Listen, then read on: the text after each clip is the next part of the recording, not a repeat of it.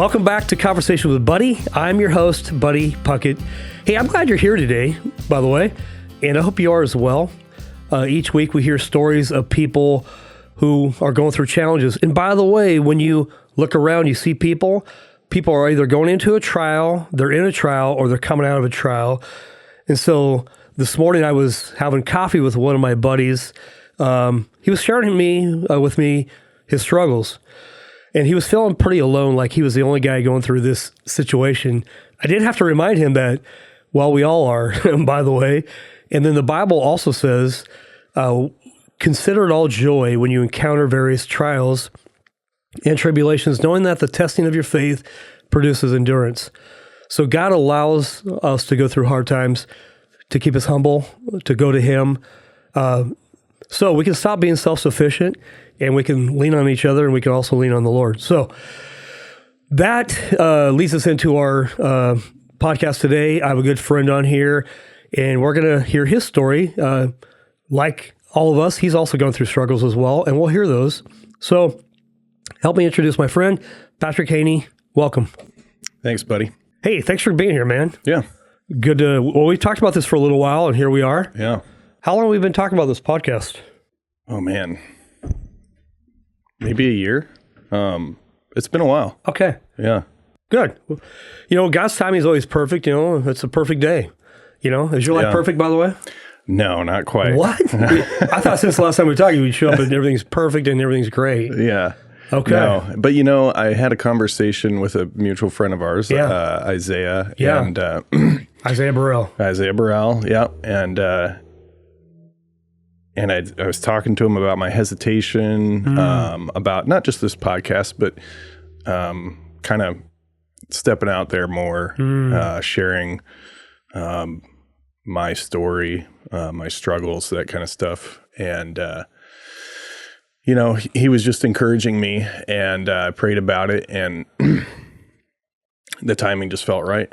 It's like, you know, it's time. And a lot of it had to do with some of the stuff I had gone through since Veterans Day last year. And I think we talked about this when we had coffee, that, you know, I quit drinking, and it kind of opened up space for God to start doing things in me that He couldn't do before. And so it's been since that day, well, 6-7 months ago, it's been different. Huh. Hey, let me ask you a couple questions, and we're gonna dive into a lot of deep stuff. But what was it about Veterans Day that caused you to make a change? What was going on in your life, and what were those moments that it was a wake up call for you? Yeah, a couple things had changed. I had broken up with my girlfriend, and so there was just a little bit more sense of loneliness in my life. You know, I'm divorced. I have my kids on the weekends, but during the week, it's just me. And that breakup kind of intensified that feeling of isolation and loneliness, which, you know, I drank to cope with that. And then Veterans Day, I don't know. I was alone on Veterans Day, and I was just like, well, I don't like this. And I was drinking, and I had drank a bottle of wine. I had drank a 6-pack of double IPAs. So a lot of alcohol. And I remember going into the kitchen, and I was like, oh, I'm out of alcohol. I need to go get more. And then I kind of took, you know, an inventory of what I had drank, and I felt fine. I felt like I could drive. I didn't feel drunk. And I remember thinking, man, if I have to drink this much, you know, to stay kind of in the zone, you know, that feel good zone, that's a problem. And I'm going to kill myself if I keep this up. So just that was kind of a wake up call. And, you know, had known for a while that it was a problem and that I needed to kind of rein it in. But I was scared to stop because, you know, I didn't want to sit in silence with God, with no distractions, because I knew there were things that he had to bring me through. There was things I had to face and work through that I didn't want to. That's interesting. So we numb ourselves, could be alcohol, drugs, pornography, food, to numb ourselves to not have to deal with what God wants us to deal with. So what were some of those things that God was having you confront that you like, I don't really want to change anything? What were those things? A lot of unanswered prayers from my perspective. And, I know Christians will tell you, God always answers prayers, Right. Right. I've heard a lot of different ways of saying it. No, slow, or go. Yes, no, or wait. Those types of things. But I had prayers that I just didn't see any reason God wouldn't answer, or wouldn't say yes to. Okay. And I didn't get a yes. And it was a range of things. My marriage was one of those things. Lord, save my marriage. Was that the prayer? Yeah. Okay. Restore my marriage, save my marriage. And I had made, similar prayers about my relationship, that had ended a few months prior to Veterans Day. And there were things that I experienced in Iraq that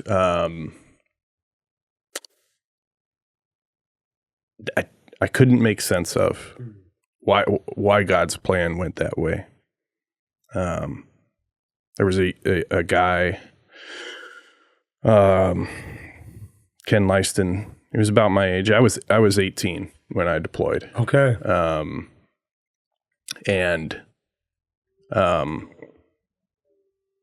We would go out on patrols every day, and we split our platoon into two sections, and we would rotate. And one day, as I was getting ready to roll out, they said, "You're not going out." Wasn't given any explanation. I don't know why, but they switched the sections. And there's something called a battle roster that they would go out with us that would tell you kind of where everybody was in the convoy. And that convoy got hit by an ID. Just crumpled the Humvee up, into just mangled it. And Ken died. And but my brother, who I deployed with, he was told I was killed in action because that's where I would have been. Uh-huh. And, I remember, Ken was not a believer.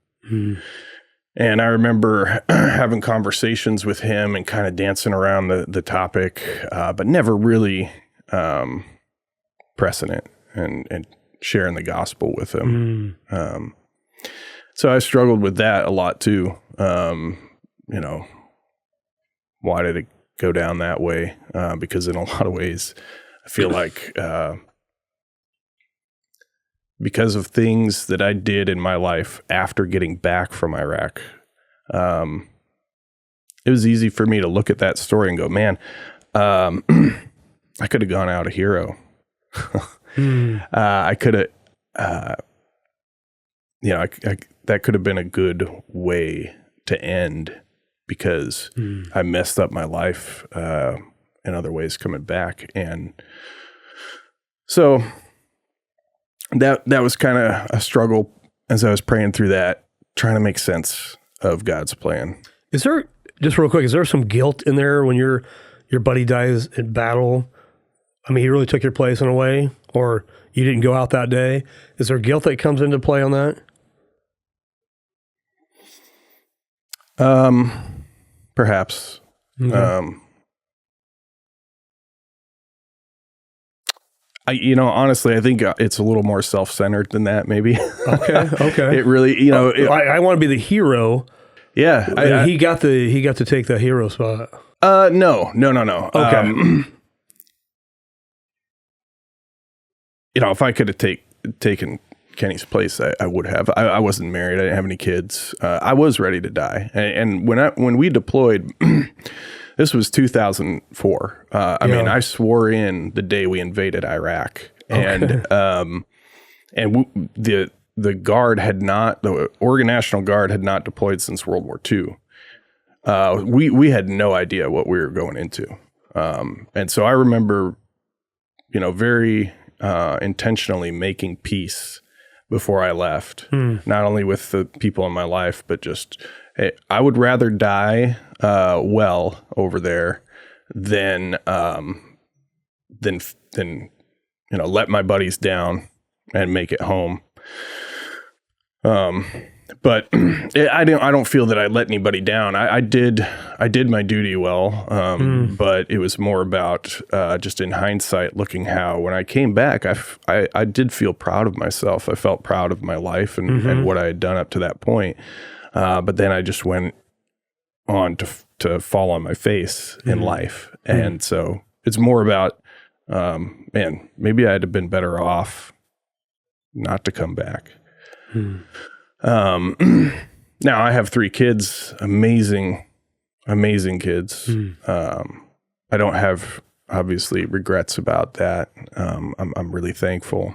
But like I said, there's just that selfish sort of that part of you, that ego that sees the world as rotating around you, right? You're the center of the universe. That's what our senses are always telling us. Yeah. So there's that part of me that was just like, for me, maybe that would have been better. Yeah.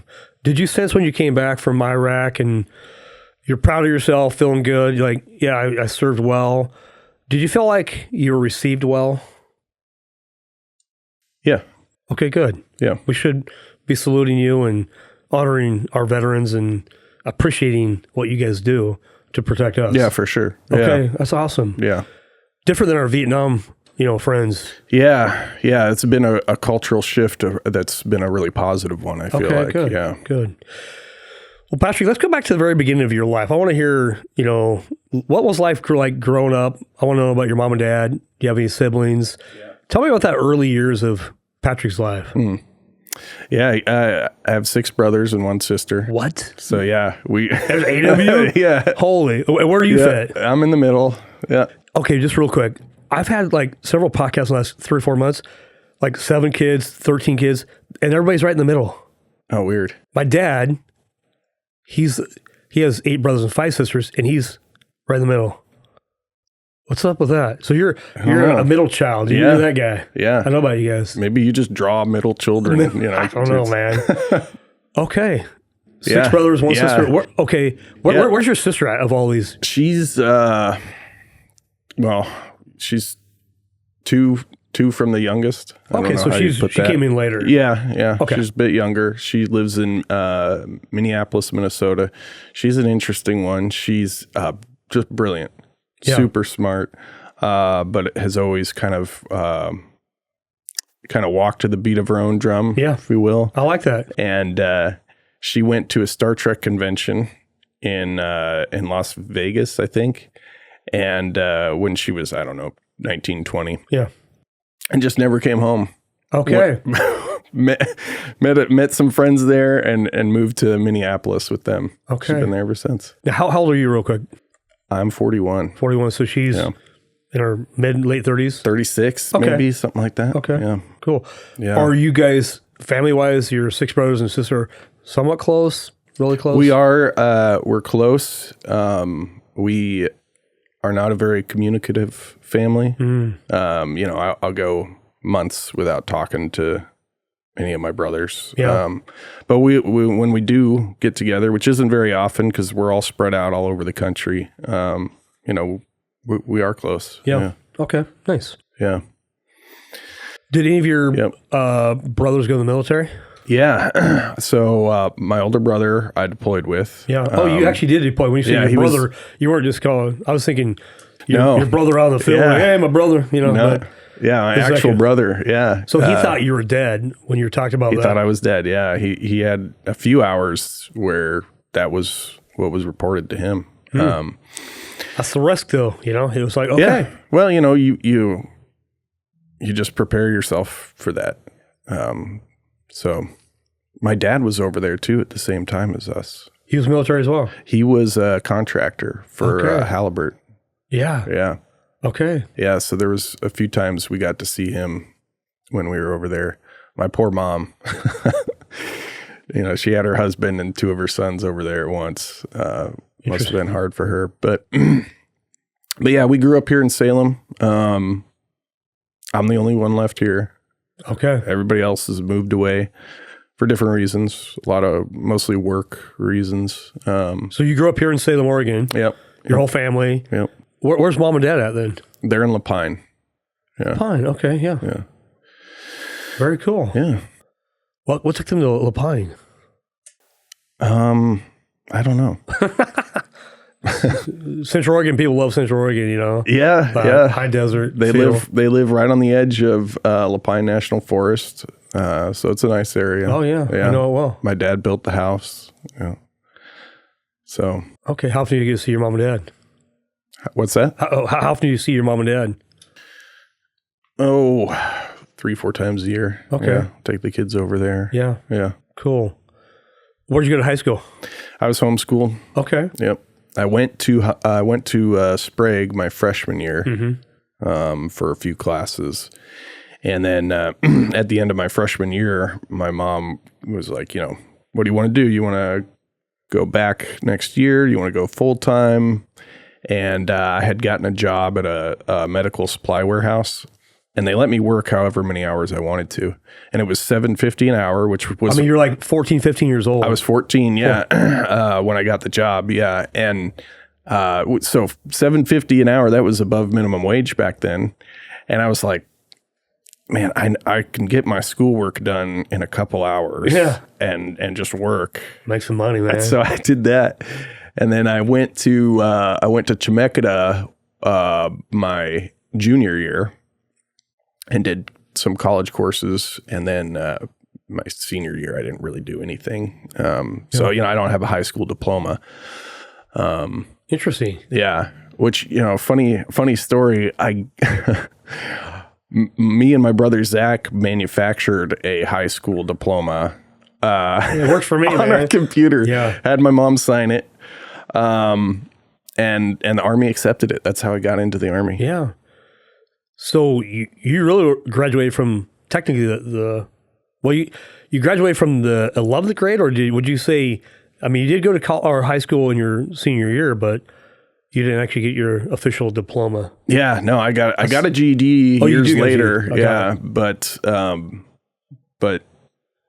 yeah, I did a couple years of high school. Yeah, I'm with you, man. School was not my thing. Yeah, yeah, and I've been kind of self-taught since then. Yeah. I have a college degree. So you didn't graduate, but now you have a college degree. Yeah. That's pretty cool. Well, I found there's a couple colleges that have no cap on their transfer credits. I don't know if they do anymore. This is going back now 10, 12 years ago. Yeah. But so for military, you can take what's called CLEP exams for free. Any testing center, you just call them up. Hey, American History 101, I want to take this test. You go in, you take the test. If you pass, you get the credits.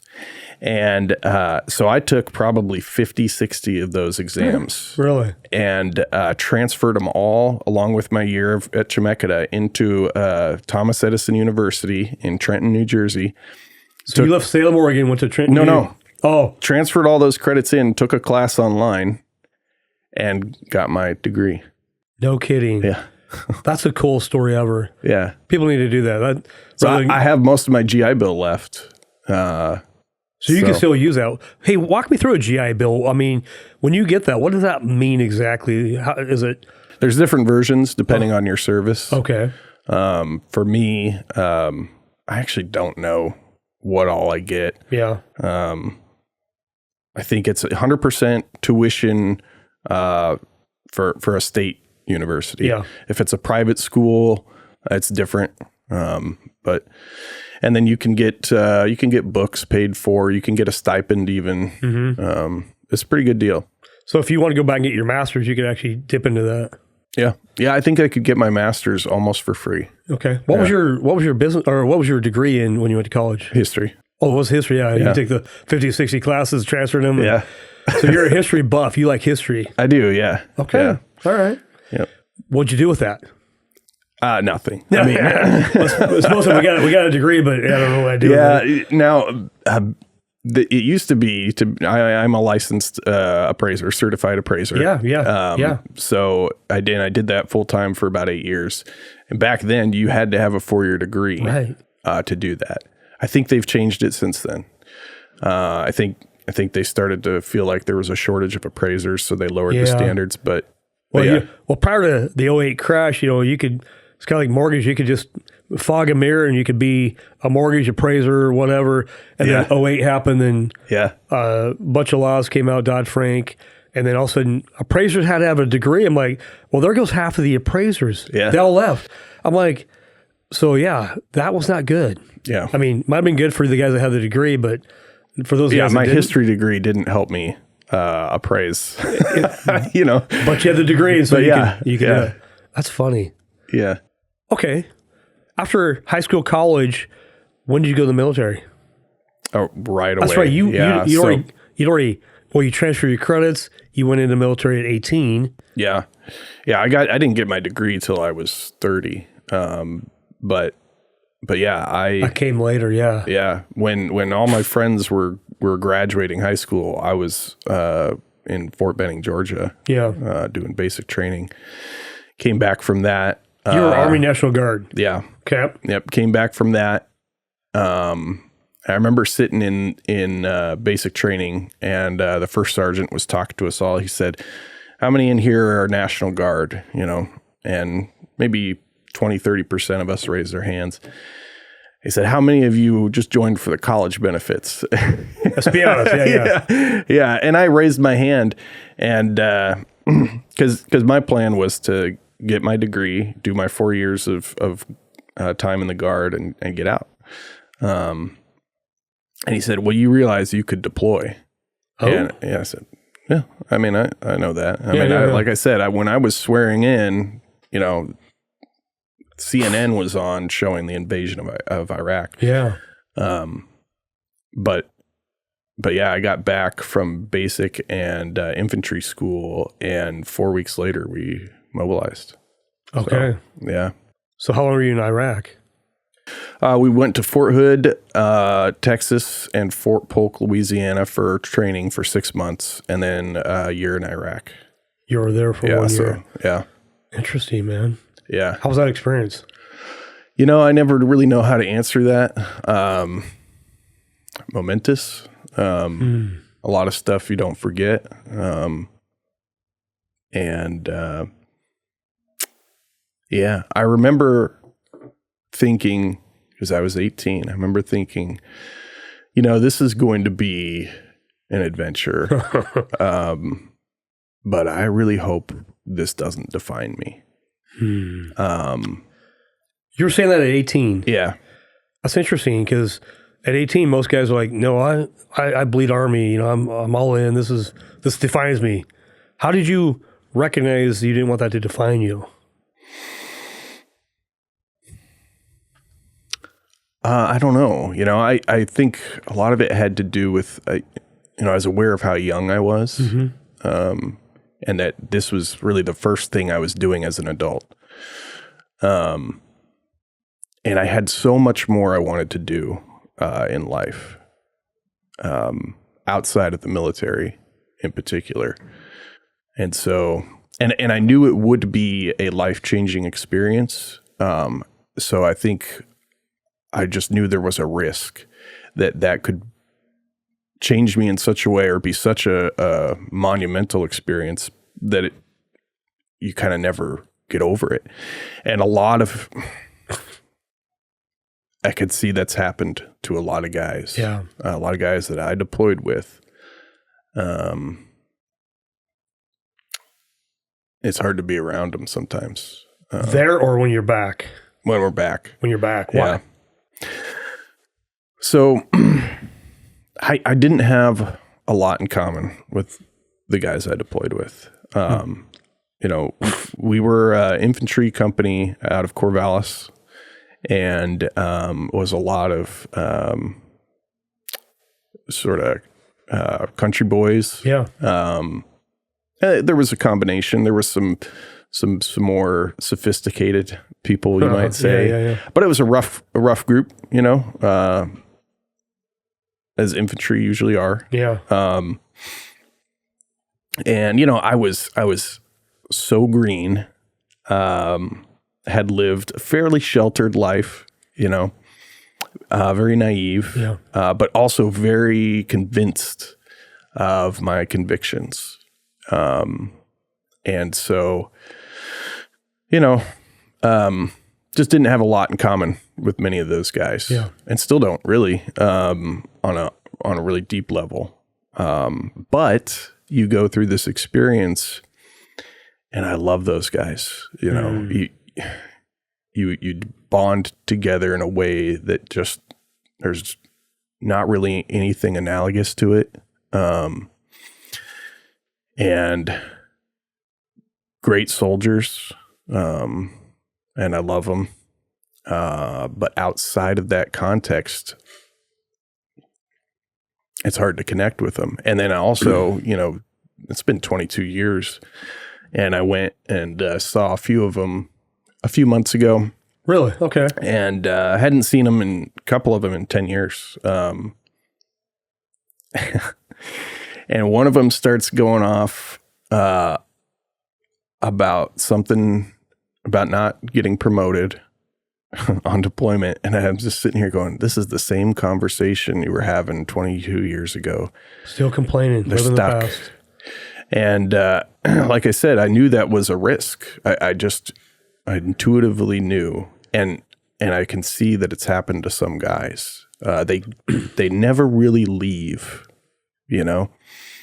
And I've tried really hard to kind of leave that behind. I don't talk about it a lot. I don't think about it a lot. In fact, they were talking about things that I was like, I forgot about that. Yeah. So Well, isn't that typical of guys? I mean, I hang out with guys a lot, and I think we're all guilty a little bit of, you know, you talk to the guy who's still talking about the football game in high school that he played in. You know, I'm kind of like you. I just want to forget whatever was good or bad. And by the way, I remember all the bad. I don't always remember the good for me. A lot of guys try to remember, hey, you know, but I think a lot of us live in the past, and we're hanging on to something here. We kind of wish we could go back and change it, and we can't. We have that regret, and we're just still, it's kind of like we don't deserve to move forward, but really, we can't move forward in a positive manner until we let go of the past. And I think that's what you're saying. yeah, Is that what I hear you saying? yeah. I think that's a positive way of looking at it too. Because, and by the way, how do you get deployed and you love these guys and your brothers, and then you come back to civilian life? That's got to be really hard. Very hard. Like people can't. I cannot relate. I've never been there. I can think I get it, but I don't. It's the hardest part. Because, you know, they become your family. And also, you go through something where all of life is kind of heightened. You know, I've thought about it as like, you know, if you picture a circle, the center of that circle is safety, right? Yeah.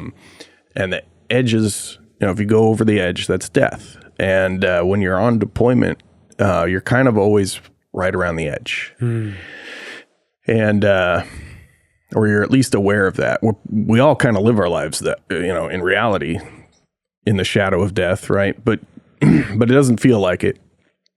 And so everything just gets heightened. And you have an appreciation for the things that really matter. And also you're kind of living probably closer to the way we're supposed to live in terms of you're doing everything as a community. You don't have autonomy. We live very atomized lives here in America where, man, you can completely isolate yourself and have everything you need and want or think you want. So you're living this, you're eating together, you're working together, you're exercising together, everything you do together, right? Mm-hmm. And you're going through hard stuff. So there's that trauma bond factor. You have your unified mission, unified goal, all this stuff. You're looking forward to the same thing. Home kind of becomes this sort of metaphor for heaven. You're like, man, eventually I'm going to get home. And that's going to be so good. I can't wait, to do this and that and see this person and all this stuff. So it really bonds you together. And then you come back and it all just evaporates. And you're so used to living up here. What do I mean by that?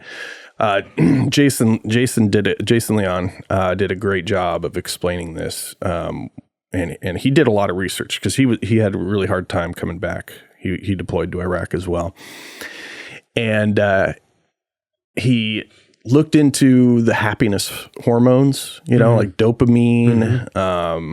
What are the others?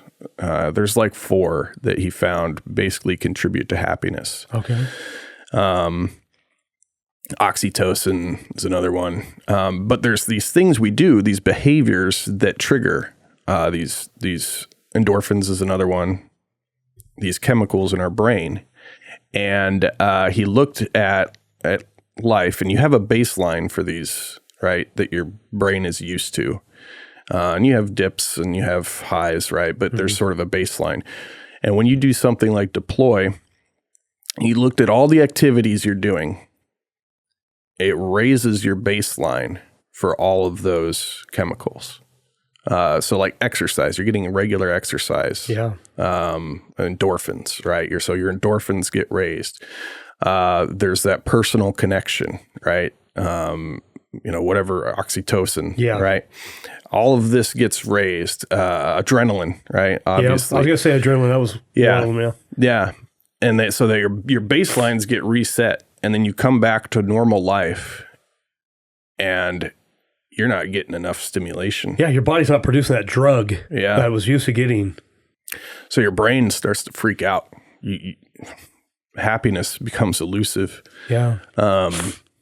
And that's why veterans a lot of times engage in risky behavior when they get back. They turn to drugs and alcohol because they're trying to find that drug, but it's not happening. Yeah. Yeah. Your brain's freaking out. And it's tough. And, for me, coming back, it was hard not to, be frustrated with people, over the things that they concern themselves with. Yeah. It just didn't make sense to me. I was like, you're worried about that? Dude, you have no idea what I just saw. Yeah. Yeah.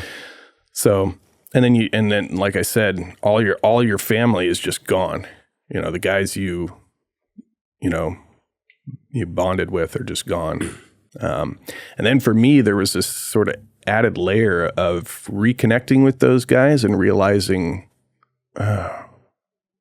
we don't connect in regular life. What we had was something really special, but it's gone. Yeah. It's all we have is that, that memory. It's like that movie, we'll always have Paris or whatever.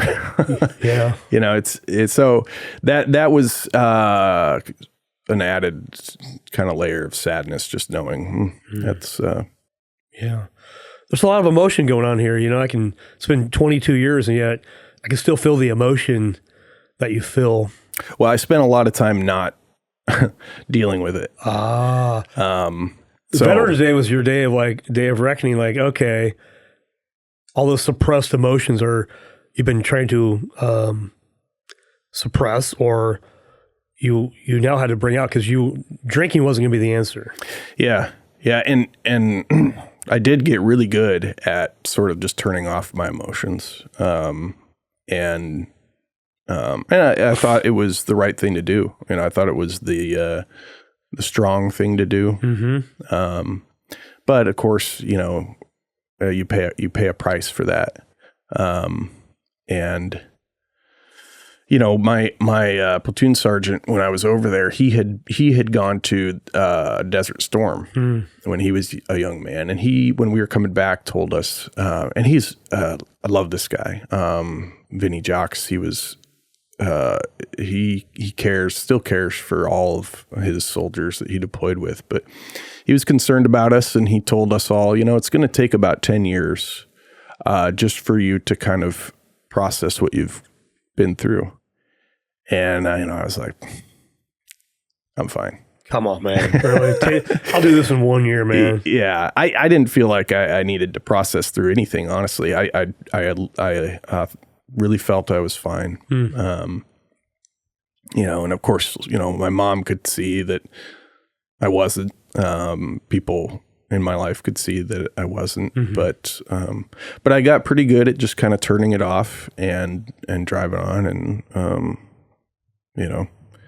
not dealing with it. Right. Not dealing with it. So, but I did pay a price for it, and it was about 12 years later that I kind of woke up, and just kind of felt like myself again. So what he said was true. Interesting. He walked me back real quick. I know that you had convictions coming out of high school, went in the military. When did you become a believer? Tell us that journey. Yeah. I was just talking to somebody about this the other night. I don't know. There's different ways you can look at that. I think from one perspective, I was saved before the foundation of the world. When God knew me then.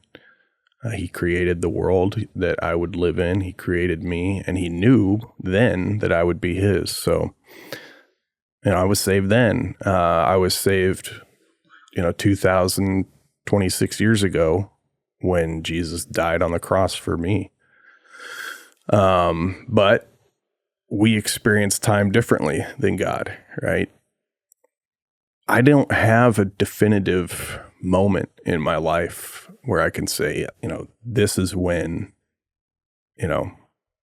God intervened. And, I remember I grew up in a Christian home. I remember saying the sinner's prayer multiple times because I would go, man, did I really mean it then? Did it really take?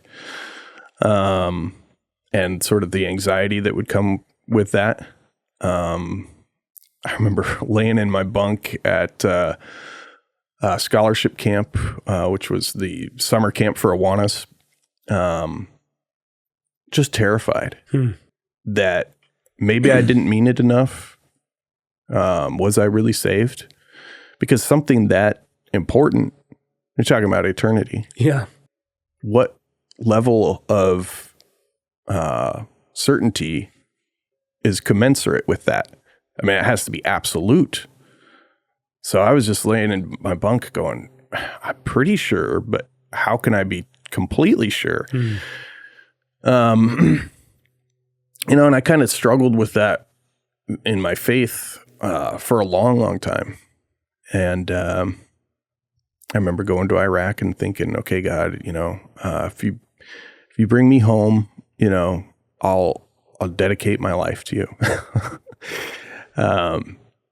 But I'd mentioned kind of waking up 12 years after I got back, and it was that summer I had just started appraising, and I was spending a lot of time alone on the road, driving to homes. And it wasn't a single day. It was just sort of over the process of a few months, God began to sort of soften my heart and show me two things that really broke me, which was one, he started to show me my sin for what it really was, for how ugly it was. And he also showed me that he loved me anyway. And that broke my heart. And there were things I had to deal with. But that was 2017. And that's when I really went, this is different.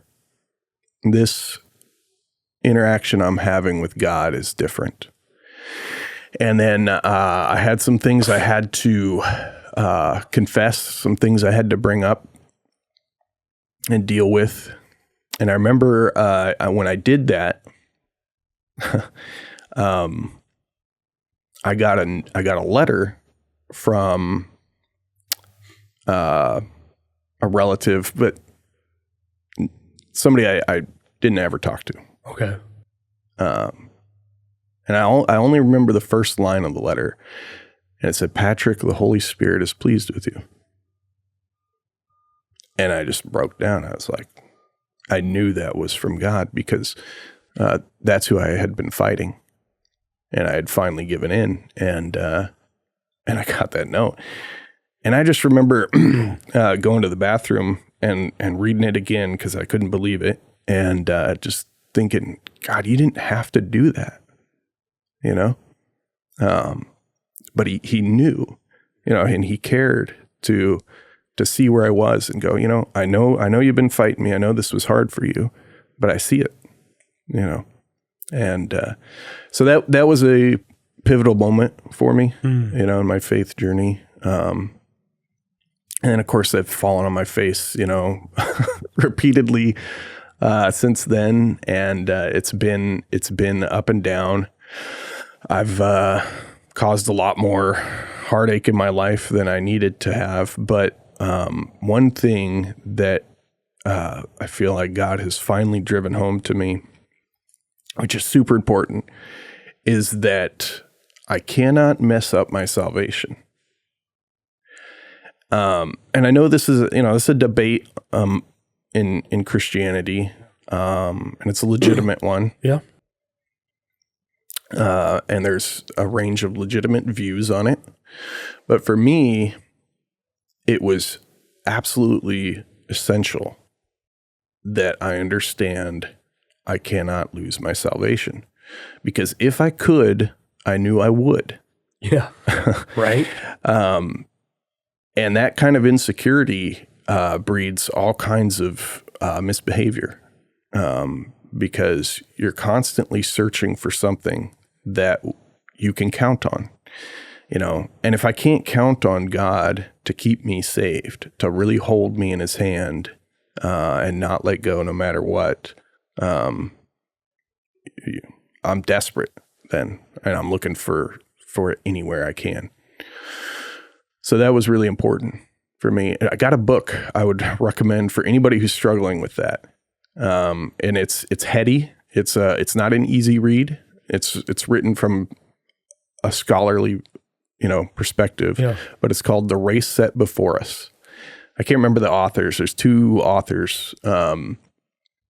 But I went into that because I knew I had to settle that. And they go through scriptures on both sides, scriptures that talk about our assurance and our security in God, and then scriptures that talk about warnings, you know, to work out your salvation, to not stumble, you know, those, especially like Hebrews, there's a really stark warning passage that's like, man, that's scary. It seems to indicate you can lose your salvation. Hebrews 6:4. I don't know. Yeah, that's a good. You're debate. probably thinking of the right one. It's really. So real quick, just Thomas Schreiner and Ardell Kennedy. Yes. Yeah. Okay, I'll put them in the show notes. But dude, I love this. Excellent read. And here's what I love about it. They take all those verses, all those passages, I should say, at face value. So these passages that seem to warn us to continue in our faith, they don't try and do any kind of gymnastics to get around it. They say, we're going to take this for what it says. Yeah. But then they synthesize all of these passages and say, okay, how does this fit? And there's a really interesting passage where Paul he's on a boat and a storm comes, right? And something really interesting happens because God assures Paul nobody's going to perish, right? But then he warns them because some of the sailors are thinking of abandoning ship. And he warns them, if you abandon ship, you're going to die. But he's also already promised that nobody's going to perish. Yeah. And they take this passage as an example that God can use a warning. It's a real warning. There's real teeth behind it to bring about an end that is assured, right? He could tell Paul nobody's going to die, but also warn people that they have to do something to bring that end about. And they deal with the warning passages of Scripture in that same way. These are real. Yeah. They're meant for us to take seriously, but they're meant to secure us in our salvation. So anyway, that's a long-winded way of saying it was really important for me to know that and to be secure in that. Interesting. I grew up in church too, and the church I grew up in was, salvation was Christ plus good works. That was salvation. So, the thought is if you sinned, you might go to hell. And so I went on a journey for 3 years reading every book I could on salvation, and I came to my own conclusion that you can't. If Christ saved me and I had something to do with that, then it wasn't just Christ that his dying on the cross was of no reason or no value. And so, there's so many scriptures for me is, you remember in John 3 where Nicodemus comes to Jesus in the middle of the night? He's the head Pharisee, right? He's the chief. And he goes, how must a man be saved? He goes, well, you have to be born again. He goes, do I enter my mother's womb? No. Hey, you can't do that. It's not like you can enter your mother's womb. That's not even possible. So stop thinking that way. Because once you're born, right? You can't enter back in your mother's womb physically. Just as you enter into the spiritual realm, you got to be born spiritually. And so once you're born spiritually, you're saved. And there's a thing called sanctification that I wrote down, was that journey of, I feel like I've always been saved. God knew before the foundation of the earth that I would be saved. But you have these phases in life, me too, where I got saved early on. I believed, doubted a little bit, wondered, man, am I worthy of being saved? Oh, I got to do some good works. But I was saved. But there's times where God's now I'm sanctifying you. You're getting to know who I am better, and you're going to realize I am the only way. Your hope must be in me and me alone. There's no good works. There's nothing I can do. In fact, all have sinned and fallen short of the glory of God. We know that too. So as you go through Scripture, then somewhere Paul talks about we've been sealed by the Holy Spirit. So you think of the sealing. If you put something in your freezer, you seal it so it protects it, right? And so if the Holy Spirit seals you, isn't that even better?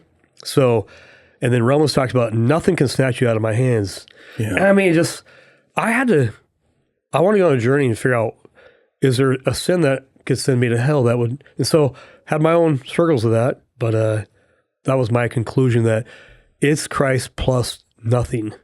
It's all him. Yeah. So that's where I landed. Sounds like you might have landed there as well. Yeah. But again, for those people who think that you can lose your salvation, you can think of what you want. I don't know. That's not up to me to tell people how to believe. But I'm very adamant that it's important for people, for their personal faith. Well, imagine your kids misbehaving one day. You spank them. You don't do that again. They do it again. You spank them again, or you correct them or discipline them. Are they still your kids? Yeah, absolutely. Yeah. So my dad, my dad listens to my podcast, so I like to pick on him a little bit. But growing up in a religious where it was faith plus you got to do some work. You got to do something like. So I would always ask, so what sin is it that sends you to hell? Is it the first sin? Is it the 10th sin? And I would remind him of all the things I've done wrong. Was I still your son? Remember the time? Yeah, I remember the time. Whether it was, had to do with alcohol and stuff, but was I still your son? Well, yeah. So we're adopted into the family. If we're adopted, it says we're heirs to the throne, co-heirs with Christ. If God adopts us, aren't we adopted? I mean, even more so than what we see here in this world. So yeah, I 100% believe it's Jesus plus nothing. It's belief in him. His work was plenty. It is finished. And I rest in that. So anyway, not to super digress. important. It is, I mean, imagine your kids going, if you said, hey, if you do that again, I'm kicking you out forever. I know you're 6, you're out. Yeah. That kid can never live and rest in peace, or he can never feel safe. Yeah, it's also going to lead to a lot of problems in their life. Yeah. A lot of in their psychology and how they behave. Yeah. And that helped me a lot being a parent, thinking about it, by way of analogy, because God does relate to us as a father. And he is our father. Amen. There's nothing my kid could do where I would say they're not my kid anymore. And by the way, God doesn't fix our sin. I just heard this recently, the way it was said. God doesn't fix our sin. He redeems it. I always pray, Lord, please take away my sin. And he goes, I won't do that. Christ died. He died for all your sins, past, present, and future. And you'll live in this world. You'll deal with the flesh. You'll walk by the Spirit, dealing with your flesh. But until I call you home, you're going to have to deal with it and, keep walking the walk. But he doesn't solve my sin issue other than he redeems it through his son. What do you think the difference is between those two? Fixing my sin versus redeeming it. Yeah, good question. When I think of fix my sin, he gives me the ability, I go, if this is like something I could pluck out of my brain and go, oh, this is my sin nature, let's throw it away. That would be Buddy giving me the ability to fix my sin. But he redeems it because Christ died on the cross. It's the only answer to redeem my sin nature, right? It's the only answer. I don't know if that answers a question, but you tell me what you're thinking. No, I've thought about that a lot too, because as somebody who has dealt with regret, I have prayed that God would undo something. Can't. And I remember thinking it's so harsh. It's so that just the unrelenting movement of time, right? And in fact, you do something, it cannot be undone. And it's hard to deal with, especially when you do something you really, really wish you could undo. And then I remember somehow it dawned on me that it's a gift because it gives meaning to what we do. Oh, I know what it was. Yeah. It was some movie I was watching that undid a bunch of stuff with time travel, right? Yeah. Bad guy wins, somebody's dead, but you just go back in time and undo it. And happy ending. Wouldn't right? that be great? Yeah, and I remember thinking, I hate this. It takes the weight out of everything that's happened. And I realized that it is a gift because it does give weight to what we do. It gives meaning to what we, as finite, creatures without much power, we're given this tremendous responsibility because what we do matters. Mm-hmm. It can't be undone, and it's going to matter for all eternity. And so, but the good news of him redeeming our sin and our mistakes, because it's not undone, it's redeemed. It stays part of our story. Yeah, which is really God's story. Thank you. Yeah. And it gives us weight. It gives us. Well, if your life was perfect, like Patrick, you never made a mistake, you don't have your past, and I see you knowing who I am. Well, the first question is, who's your reliance upon? Well, your life is great, perfect. You've never had a problem. But when God allows us to have a history and a past, because if we become self-sufficient, we actually don't need him. Trust me, Lord, can you just take away this pain? Can you give me enough money? Can you? He's like, I won't do it. I love you too much. Because Buddy, he's pretty self-sufficient. He likes to think he can do it all himself, right? You're a guy. You feel like that too? Yeah. And so God loves a word. This word is called humility. He says, God opposes the proud, but he gives grace to the humble. That's in 1 Peter. So if you go back to Proverbs, humility precedes honor. God loves humility. In any time we're not being humble before him or to other people, then we're actually in opposition to God. That's not good, by the way. Last time I checked. Don't do that. So God needs Buddy to be humble. And if everything's going great in my life, I'm self-sufficient, my bank account is big enough, my life is perfect, I don't need God. And so I look back on my history, I wish I could go back and change a lot of things. It's part of my story. It's what God allowed me to do to prove it's him that redeems me. I don't redeem me. If I'm self-sufficient and don't do anything wrong, you can't relate to me. But now you know that I'm a sinner too, that I need Christ, and that all have sinned and fallen short of the glory of God. We identify the same. So it's at the end of the day, we need Christ. If we think we don't, let's go back to the beginning, start over, and humble ourselves. So life, like I said early, either we're going into a trial, we're in a trial, or we're coming out of a trial. But it says, consider it all joy. Because your joy is not in the trial, your joy is in the Lord. Because this is a speck of time that we're here on earth. Eternity is forever. See, God is outside of time and space, which is where we'll be. We're only in time so God can redeem us, right?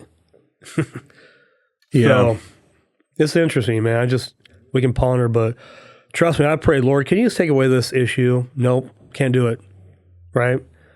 And I want to be the guy that says, I consider all joy. Paul talks about the word joy or rejoice in Philippians, 1 Thessalonians, rejoice always, pray continually, give thanks in all things.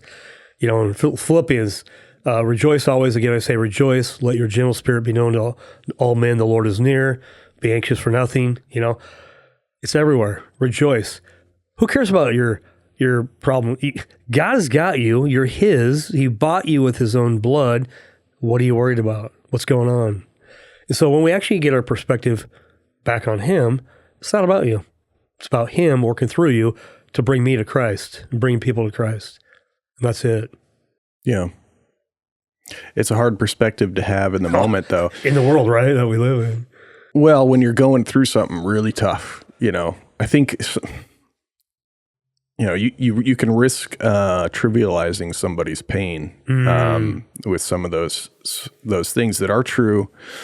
But man, when you're going through it, there's nothing that seems to make sense of it. I think about what's the worst thing that could happen in my life?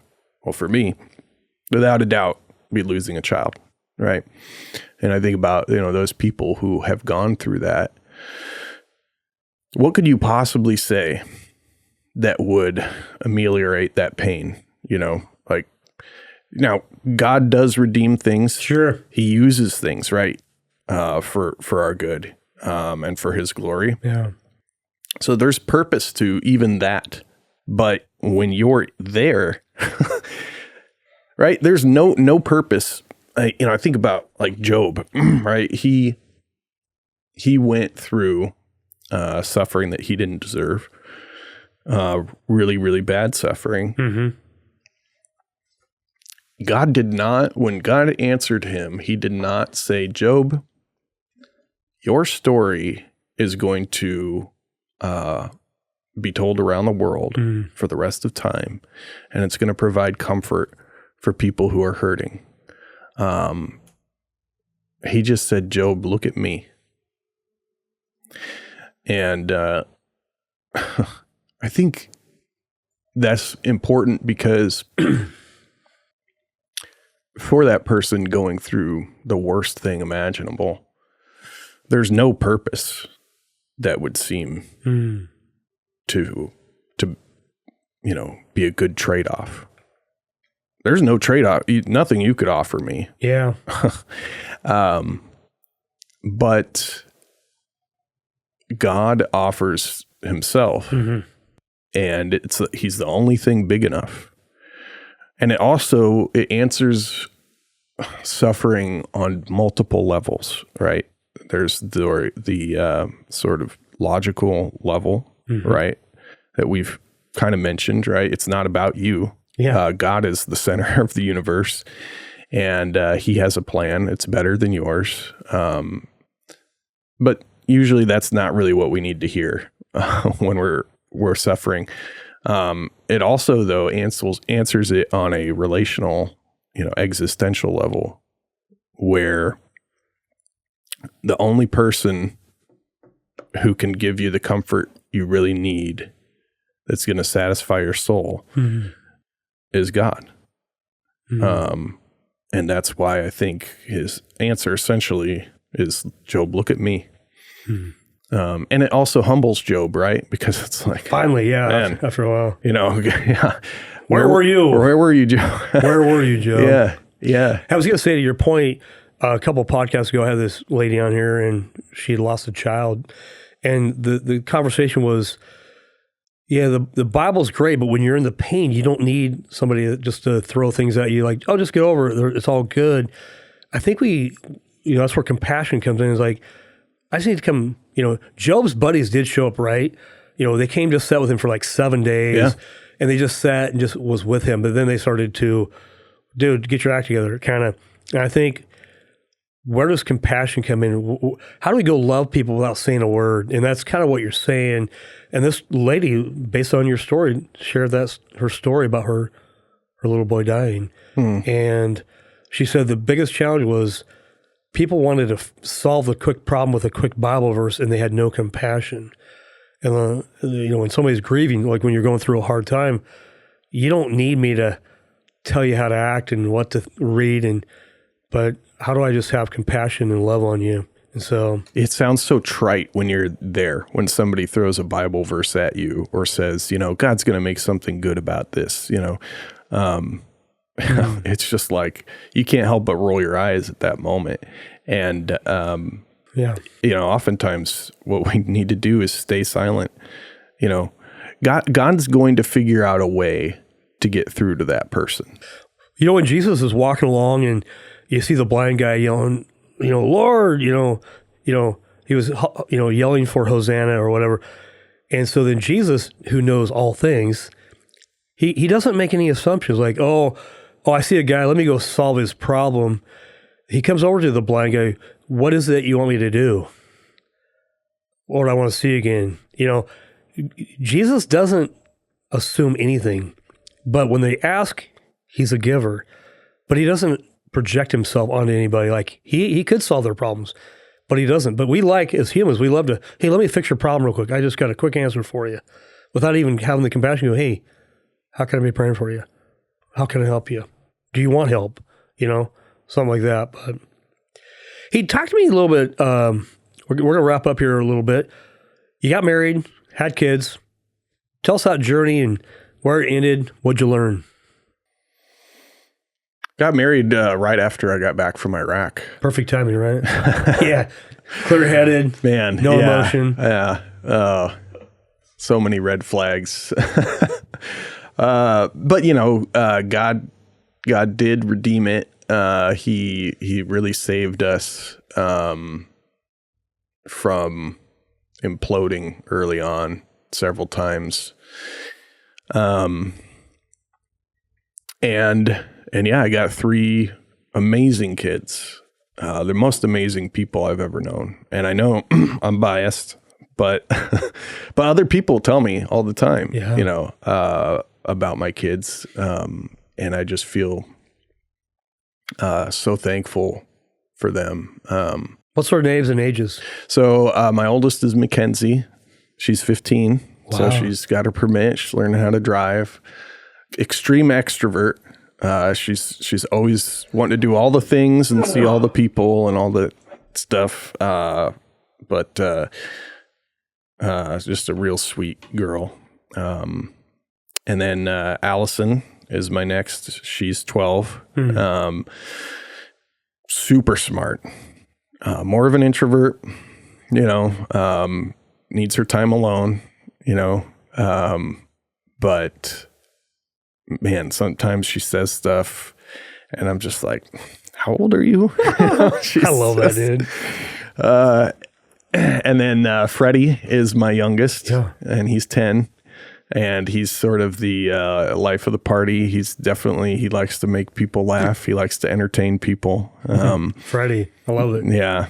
But yeah, all three of them, great kids. One thing I can say that we've done well as parents, we've been very intentional. We've put a lot of thought and prayer and discussion into how we've done it. And they have a great mom. How long were you guys married? We were married 16 years. Yeah. What happened?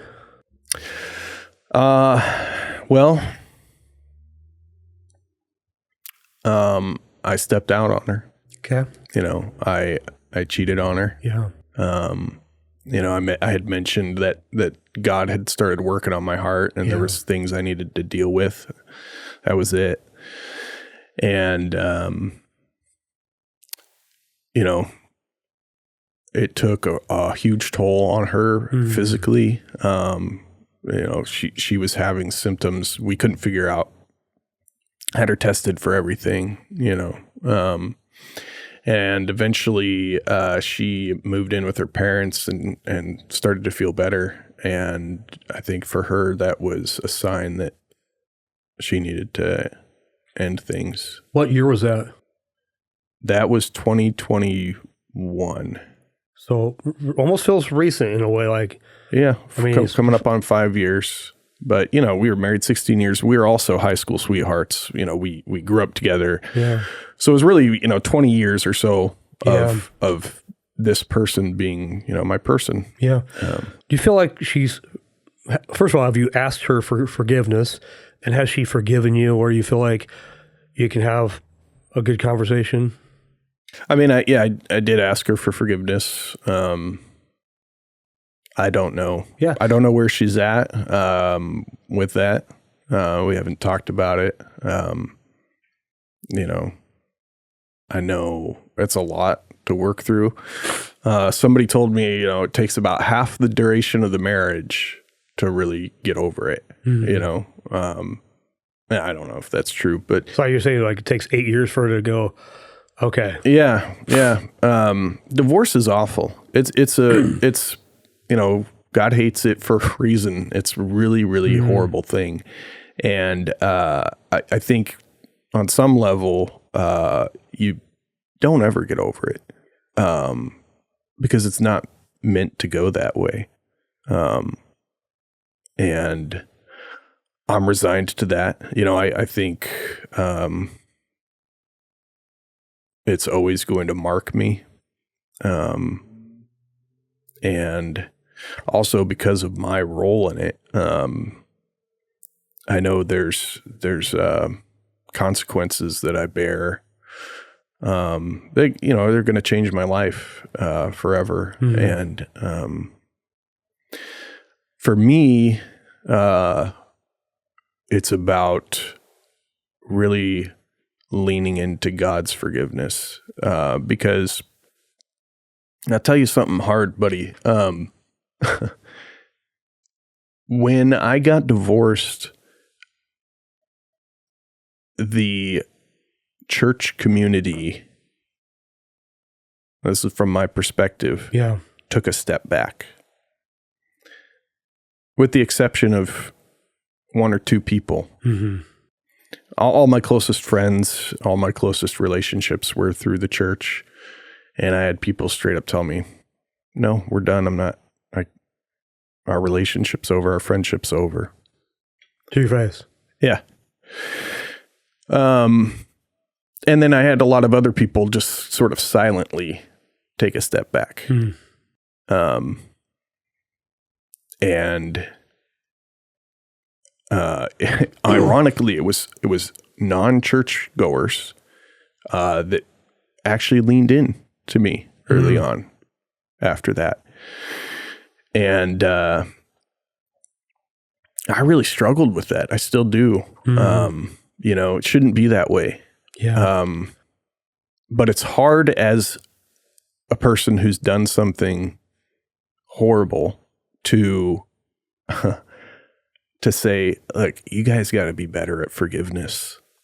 But I do feel that, if I'm being honest, the radical forgiveness that Jesus calls us to, I don't think we understand.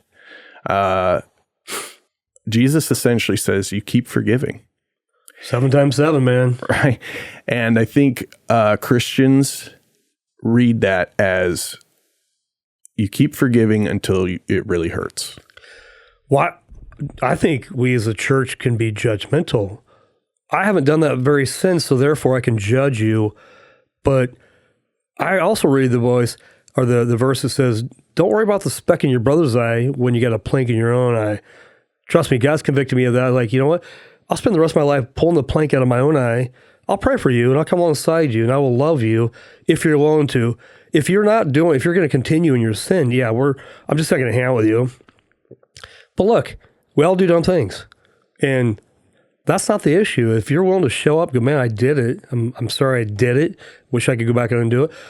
Look, we're all dealing with our sin. But I think we're hypocritical. I think we often judge when we should be loving. God's the judge last time I checked.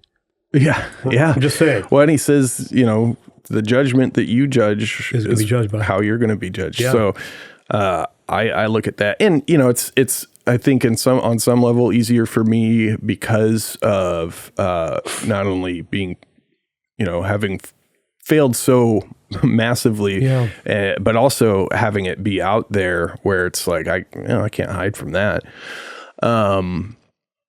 There's no way for me to be it's harder for me to be judgmental. I'll put it that way because perfect. Okay. I'm like, well, man, I've messed up pretty bad and people know it. And so, for me to cast aspersions on anybody else would be really, just blatantly hypocritical, but it's tough because, people want to, they want to keep their lives clean. Christians do. Almost like the Pharisees. Right. Yeah, because it is messy, right? We're a whitewashed tomb. We can look, or I'm sorry, we're not because we have Christ, but we can look like a whitewashed tomb. We want to look good on the outside. Yeah. We're too worried about what people think. Yeah. Well, how does God feel about your heart? Yeah. Right? Yeah, and people get protective, especially, people will get protective of their families. Like they don't want their kids exposed to certain things, but, and it's a problem in the American church. It is. And I'm not saying that I'm, not guilty of it. For a long time, I was very judgmental, and it was when I didn't have a realistic perspective of my own sin. And ding, ding, ding. Yeah. Now we're on to something. Yeah. Let's talk about you. Yeah. And that's what changed it. That's when I started to really let go of being judgmental. But people are messy, and life is messy. People are not their sin, right? So yeah, that's right. I remember Romans 7 was another a big turning point for me when Paul's talking about, but if in verse 16 he says, but if what I do not want to do, this I do, I agree with the law that it is good. But now I am no longer the one doing it, but sin that lives in me. I remember reading that as like a lot of things that Paul writes. What does that mean? What does that mean? Yeah. And it's not Paul saying, oh, I'm not responsible for my sin. Yeah. What he's doing is saying, I'm not identified with my sin. Man, that's good. And because he recognizes that inner man that has changed. Now, you still have your sin nature living alongside that new man. Right. But he says, but that sin is no longer my identity. And that was big for me, seeing that, going, I've messed up. I've got some major sin that I've done, but it's not me. One of the very first verses I learned 30 years ago when I became a new believer was James 2:10. Says, for whoever keeps the whole law, yet stumbles at one point, is guilty of all. So you can try to keep the whole law, or you can just be under grace. And we're going to deal with this fleshly body, right, while we're on this earth. And it's tough because we live by the Spirit, but we live in the body of the flesh here. And it's rough. It's hard. It's difficult. But I choose grace. I don't choose law. I'm not going to go the legalistic way. Yeah. And I heard a pastor say, someone asked a pastor, hey, is there more than one way to be saved? If you don't want to believe in Jesus, he goes, yeah, there is. Just uphold the law perfectly, never sin. Right? Which is not possible. But that's kind of funny to me. Yeah. So I'm just going to live by grace. So for whoever keeps the whole law, stumbles at one point, is guilty of all. I don't have to focus on the law. Christ fulfilled the law. We live by grace. So that's good stuff. I mean, Romans is heavy. So you got to chew on that for a while. Yeah. Right? Yeah. So, well, we're going to wrap up, man. This has been a really good podcast. I really appreciate your transparency. And, we're all vulnerable. We've all done things we wish we could undo. I promise.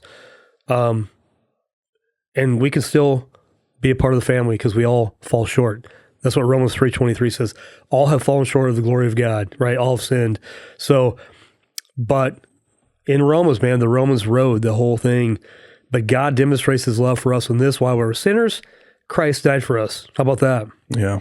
So, well, thanks for being here this week. We really appreciate you. Appreciate Patrick sharing his heart.